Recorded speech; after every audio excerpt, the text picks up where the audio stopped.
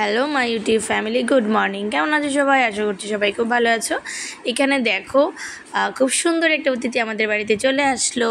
Actually কী হয়েছে বলো তো, আমাদের যখন বাড়িটা হয় নতুন, তখন একটা সেম টাইপের মানে একটা ইয়েলো টাইপের একটা তোমার এটা তো মানে একটু হালকা, বাট ওইটা ছিল একদম ইয়েলোর মধ্যে ব্ল্যাক, বুঝতে পারছো? ওই পাখিটা আমাদের বাড়িতে প্রত্যেক দিন এসে বসে থাকতো। আমরা কিন্তু ওটাকে কিনে আনিনি, বাট এটা তোমার জঙ্গলের যে পাখি হয় না, ওইগুলো আর কি, ছাড়া পাখিগুলো। তো চিন্তা করো, ওকে আমরা রেখেছিলাম, ওর জন্য খাবার এনেছিলাম, বাট দেখছিলাম ও শুকিয়ে যাচ্ছে, পরে আমি ছেড়ে দিয়েছি, কষ্ট হচ্ছিল। আর আজকে সেম কন্ডিশন দেখো, এই সুন্দর পাখিটা আমাদের একটা গাছের মধ্যে এসে বসে আছে। এটাকে অনেক আদর করছি, যত্ন করছি, কিন্তু ওকে রাখিনি। আমার ছেলেমেয়েরা পাগল হয়ে গেছে ওকে ধরার জন্য, কিন্তু একটু আদর করে ছেড়ে দিয়ে মানে বসিয়ে দিয়েছি এখানে।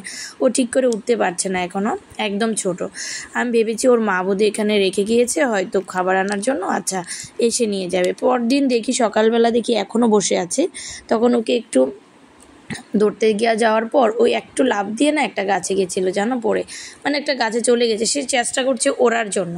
তো এই জিনিসগুলো খুব সুন্দর লাগে, দেখো বাঁচার জন্য ওরাও স্ট্রাগল করে।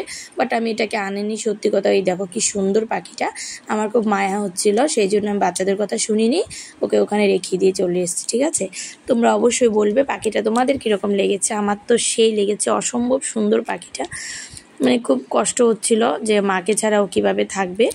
তো আশীর্বাদ করি যেন ও সত্যি মাকে পেয়ে যায়। এই ছিল একটা ছোট্ট ভিডিও।